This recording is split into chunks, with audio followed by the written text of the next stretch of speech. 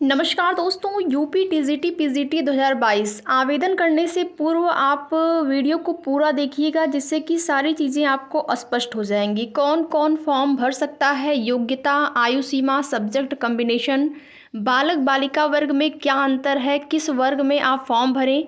ऐसा नहीं है कि कुछ लोग ये सोचते हैं कि बालिका वर्ग, हम बालिका हैं तो बालिका वर्ग में ही फॉर्म भरेंगे, बालक वर्ग हैं तो बालक वर्ग में ही फॉर्म भरेंगे। तो ऐसा कुछ भी नहीं है।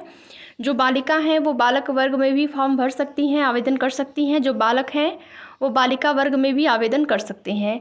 ज़रूरी प्रपत्र क्या क्या हैं, सारी जो भी चीज़ें हैं यहाँ पर आपको सभी आपका जो कन्फ्यूज़न है दूर हो जाएगा। तो वीडियो में लास्ट तक बने रहें। साथ ही साथ जो भी अभ्यर्थी चैनल पर नए हैं, चैनल को सब्सक्राइब करके वीडियो को लाइक और शेयर कर दें।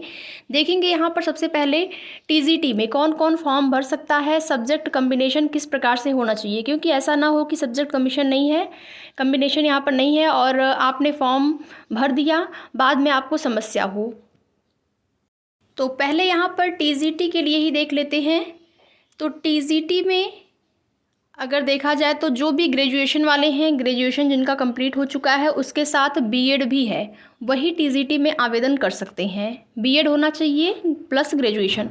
और ग्रेजुएशन में भी आपका जो, अगर आपने बीए किया है, बीएससी किया है, बीकॉम जो भी आपने किया है, तो तीनों ईयर में आपका जो सब्जेक्ट है वही होना चाहिए। अगर आपने बीए किया है और फर्स्ट ईयर में आपका इंग्लिश है, तो इंग्लिश सेकेंड ईयर और थर्ड ईयर में भी होना चाहिए। अगर आपने बीएससी किया है, बीएससी में आपका फर्स्ट ईयर में मैथ है, तो आपका मैथ तीनों ईयर में होना चाहिए। तो आप उस सब्जेक्ट से अपना फॉर्म फिल करेंगे। और उसके साथ साथ आपका बीएड तो होना ही चाहिए। तो ग्रेजुएशन में सब्जेक्ट कम्बिनेशन यही है कि आपने जो भी ग्रेजुएशन कोर्स किया हो, बीए, बीएससी या फिर बीकॉम, तीनों साल में आपका सब्जेक्ट वो होना चाहिए। अगर सब्जेक्ट नहीं होता है, आपने आवेदन कर दिए हैं, तो बाद में आपको समस्या होगी। तो इस चीज़ का आप विशेष ध्यान रखिएगा। और इसके साथ साथ ये भी बता दें कि कुछ अभ्यर्थी ऐसे भी होते हैं जिनका कि अगर मान लीजिए आपने बीएससी किया है, बीएससी में आपका मैथ है, फर्स्ट ईयर सेकेंड ईयर में मैथ है, थर्ड ईयर में आपका मैथ नहीं है, तब भी आप टीजीटी जो है मैथ से फॉर्म भर देते हैं, आवेदन कर देते हैं। तो ऐसा अगर आप करते हैं तो आपको बाद में समस्या होगी। फॉर्म तो फिल कर सकते हैं, लेकिन बाद में आपको समस्या हो सकती है।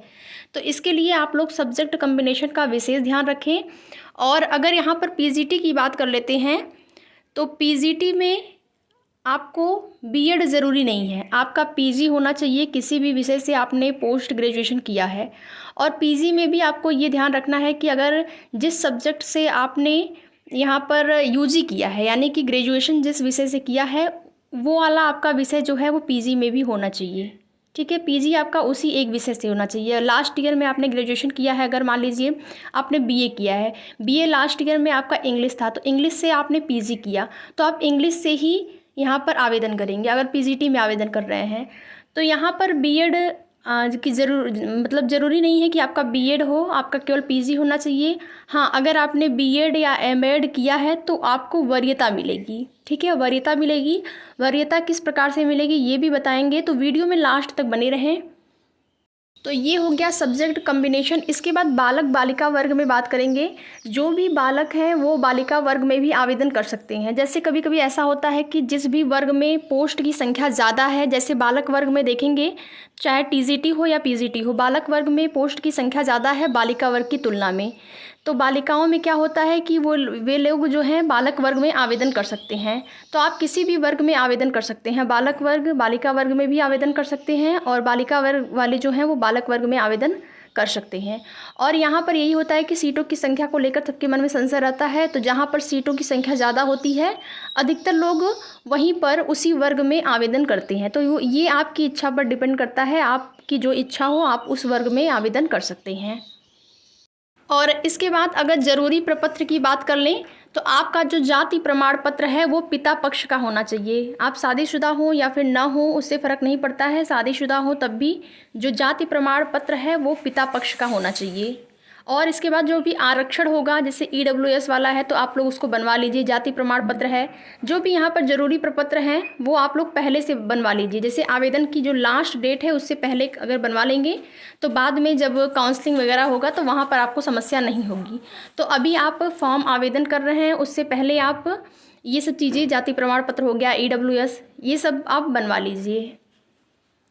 और जो भी अलग राज्य वाले हैं, अदर स्टेट वाले, उनको आरक्षण का लाभ नहीं मिलेगा। यानी कि जो यूपी वाले हैं, जो भी आरक्षण का यहाँ पर प्रावधान है वो यूपी वालों को ही मिलेगा। अदर स्टेट वाले अगर यूपी में फॉर्म फिल करते हैं, आवेदन करते हैं, तो उनको आरक्षण का लाभ नहीं मिलेगा। इस बात का भी आप लोग विशेष ध्यान रखिएगा। और भी कुछ महत्वपूर्ण जानकारी यहाँ पर देख सकते हैं। तो आयु सीमा की अगर यहाँ पर बात कर लेते हैं, तो आयु सीमा जो है 21 वर्ष से 40 वर्ष, ये आपकी आयु सीमा है। आपने अगर पूरा यहाँ पर नोटिफिकेशन देखा होगा तो नोटिफिकेशन में आपको ये चीज़ें स्पष्ट हो जाएंगी कि 21 से 40 वर्ष आयु सीमा। योग्यता जो कि मैंने आप लोगों को बता दिया कि कौन कौन लोग फॉर्म भर सकते हैं। टीजीटी में आपका ग्रेजुएशन होना चाहिए, ग्रेजुएशन के साथ बीएड होना चाहिए, और पीजीटी में आपका पोस्ट ग्रेजुएशन होना चाहिए, किसी भी विषय से आपने पीजी किया है।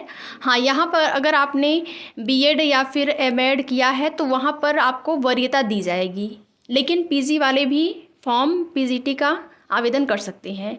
और बालिका बालक वर्ग में मैंने बता दिया कि देखिए यहाँ पर बालक वर्ग में सीटों की संख्या अधिक है, तो जो भी लड़कियाँ होंगी वो चाहेंगी कि हम बालक वर्ग में फॉर्म भरें क्योंकि वहाँ पर सीटें अधिक हैं।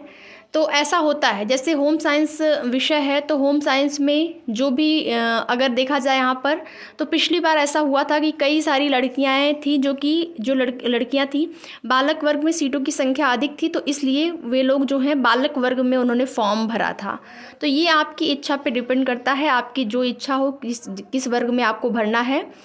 बाकी आगे की जो भी सूचना मिलती है, और ये पूरा नोटिफिकेशन मैं आप लोगों को अगले वीडियो में दिखाऊंगी। पहले ये चीज़ें जो आप लोगों को बताई गई हैं बहुत ही महत्वपूर्ण है। वीडियो को लाइक, शेयर और साथ ही साथ चैनल पर नए हैं तो चैनल को सब्सक्राइब ज़रूर कर दीजिएगा। और आगे जो भी अपडेट मिलती है आपकी भर्ती से संबंधित, उसकी सूचना हमारे चैनल के माध्यम से आप सभी को दे दी जाएगी। धन्यवाद।